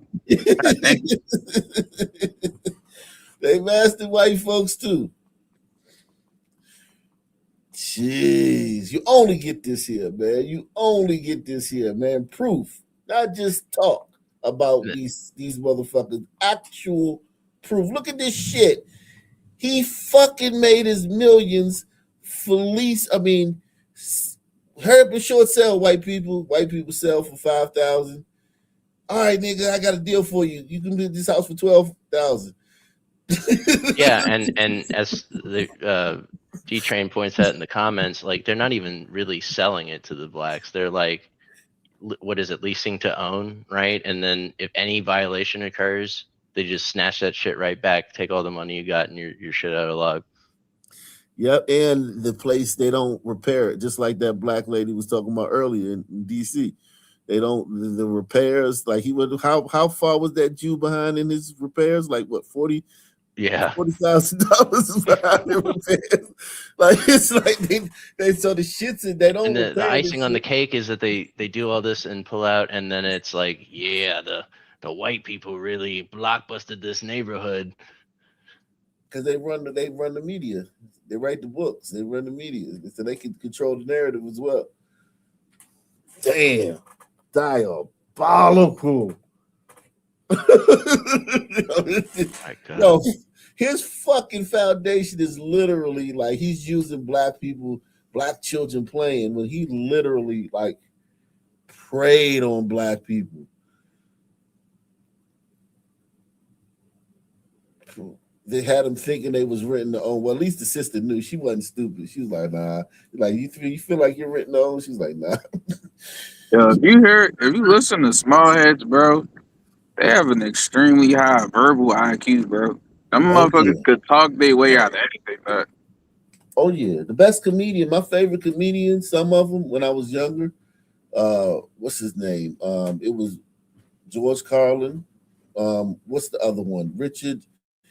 He was a real neurotic Jew. Richard. He was always down, self-deprecating. What was his name? Oh fuck! But yeah, Andrew Dice Clay. He's another Jew. I loved him. A lot of the great comedians, you know, were Jewish, man. Seinfeld. A lot of the people that you know do humor and. You're talking about Richard Lewis? Yeah, Richard Lewis. Yeah, he was. Yeah. I liked him for some reason. He used to have me crying because he would go on himself. The shit he would say about himself and his mother. And he's like the archetype for the self-hating Juice Crew, right? Yeah, John Stewart, like they're very good at, you know. Yeah, you're right. So because comedy is like, you know, verbal. You know what I mean? Mastering comedy is like also lawyers, a lot of lawyers. I never, man. I real estate people, as we can see. Yeah, like they're very good at these things. Like we have to, like Nick Tao says, man, we have to give them credit, man, because like what they pulled off in Baltimore, like that Blockbuster thing, like white people got the beef for it, that they were the evil white racists that did it. Black people, you know, funded it. They worked themselves to the bone, funded it. They both funded it. Well, the white people got rid of their house for, you know, for less than they really wanted to. Yeah. So yeah, they short sold their house. They definitely could have got more if they would have, you know, waited. But, you know, who was in charge of the law that made it to where all these black people could come to Baltimore? Who's in charge of the laws that, you know, you're like, all right, man, bring all these black people to Baltimore? Flood Baltimore with black people. Who? I don't know who was in charge of it, but I can guess who probably lobbied for it. Yeah, exactly. So yeah. So it was, and then the black people, even to this day, blame the white people. Like even to this day, the black people will blame the white people for it, when it was really the Jews that did it. And like this guy has a fucking foundation, and he's some fucking great philanthropist, and he's got some foundation, and he's using black bodies, as they would say, to like promote his fucking foundation. But I mean, you know, that's actually the kind of shit that they would be talking about, right? I mean, this is, most of the shit they say is bullshit, but this is devilish manipulation. $800 sold to a black family for $11,000. The pattern is the same for almost each house. Many families aren't really buying, although some think they are. They've bought lease options for $300, which they thought were down payments. Most families pay by the week in this neighborhood now, anywhere from $30 to $32 a week. Wayne Harp is a veteran. He and his family are among the very few who have a standard mortgage from a mortgage company and pay by the month. But he almost rented from Goldsecker. Vincent Quayle, a Jesuit theology student working in the neighborhood, was with me when Mr. Harp described his near miss. First, you go down to his office. They let you read them. Now, they ain't gonna pull them fast on you like that. Yeah, so, except when you read them. I read them, you know. I've had 25 years of education, and I don't know what they say when I read them. Now, but I tell you, a layman like myself and most other people that rent or buy from Goldsecker, no, you can't understand it. No, right. No. But what the one that I signed was a lease, saying. But all the same time, you are told that you're buying. Mm-hmm. You are being misled, and you are told that you're buying this property. You thought that the money you were spending in rent was really going into the house to buy it. Almost that. Well, this is the way. This is the atmosphere that they put you in. So you have the white people suffer, the black people suffer. Definitely. The only one who profits from it is who? Is the speculator. Most definitely. It's the man calling the shots, the realtor, of course. Mrs. Marie. Well, at least they knew. They knew. But history, who tells the story to the next generation? That are not them. Them two didn't tell the story. The story was told to the next generation by the guy by Gold Second. Well, it makes sense. Wow, they knew. McLaughlin, married with 2 children. Hers was the first black family on the block. She saw the frightened exodus. I had hoped that there would be a lot of them to stay or some more moving in, but we never saw any moving in. They hoped white people would stay.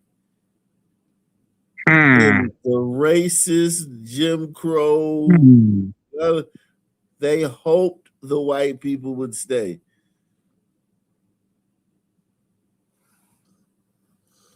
All moving out, and naturally we felt that the neighborhood would sooner or later go down because they were breaking their houses up into apartments, and then that gave the ones that couldn't afford to buy homes to get apartments in the neighborhood. The prices would soon drop back down, and it would soon go back to the same thing we had just moved from. Real estate speculators active in the Montebello section have basically she's saying we moved here to get away from niggas.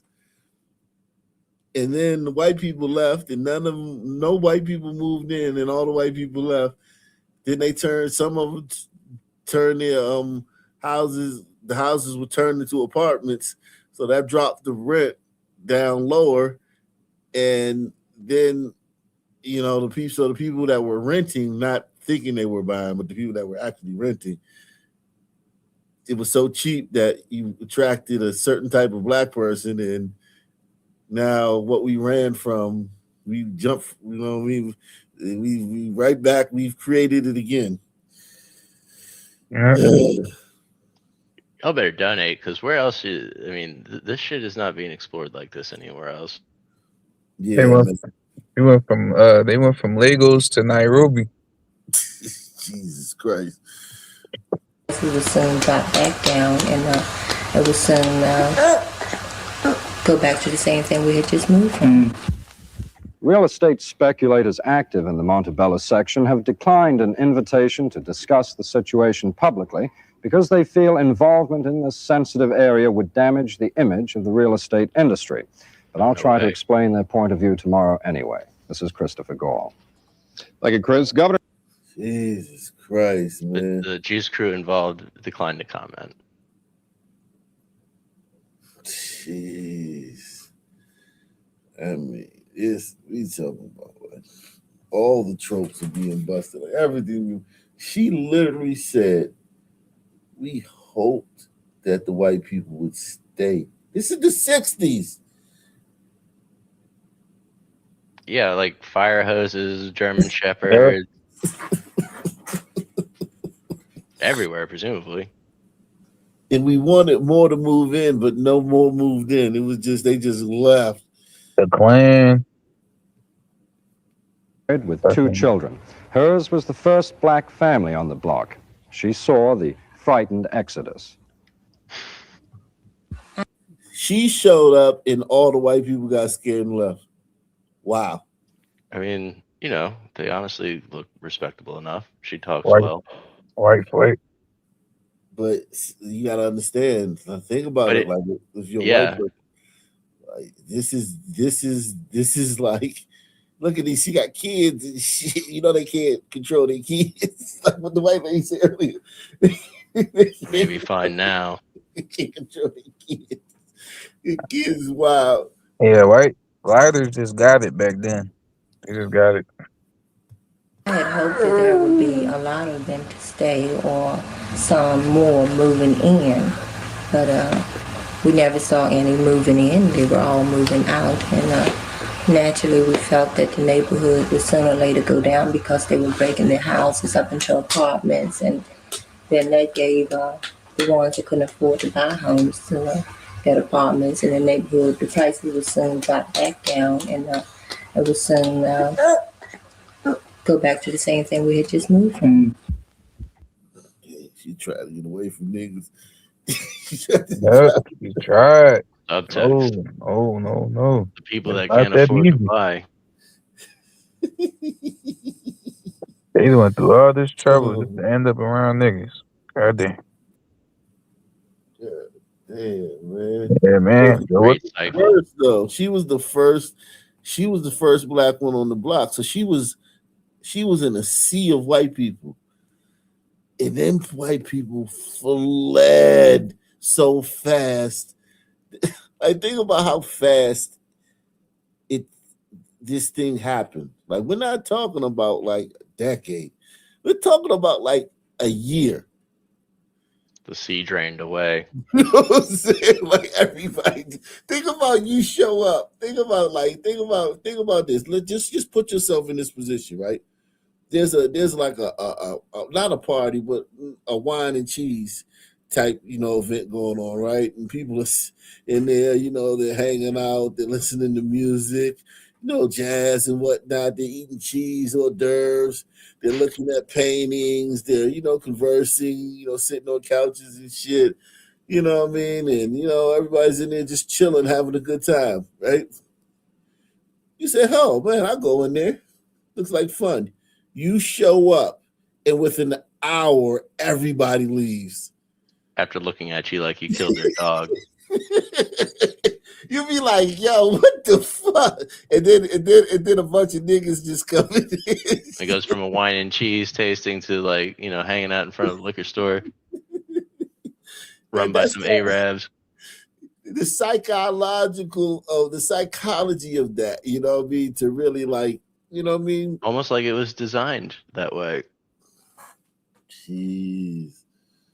See, but you don't know that there's some little fucking creep going around spreading rumors about you and shit. Like, you don't know. You just think that the people just left on their own, but there's some little fucking juice crew going around. And that's what I wonder about. Like, would these gliders have had that same reaction, or would it have been as intense if it hadn't been for that, like, this clear manipulation that we see is going on? I mean, I'm inclined to think in a lot of cases it probably would be the same, but maybe not as quickly. Yeah, of course they wouldn't have got fleeced. They would be more natural. A short sale is getting fleeced. Now, let's just be honest. When you short sell your house, you're getting fleeced because you don't get the buyers when they compete against each other. That raises the price. You know what I mean? When you just speak to one person and you sell to that person whatever they give you, as opposed to going it on the open market, you're getting fucked. You know what I'm saying? Yeah, they got these cribs pennies on the dollar.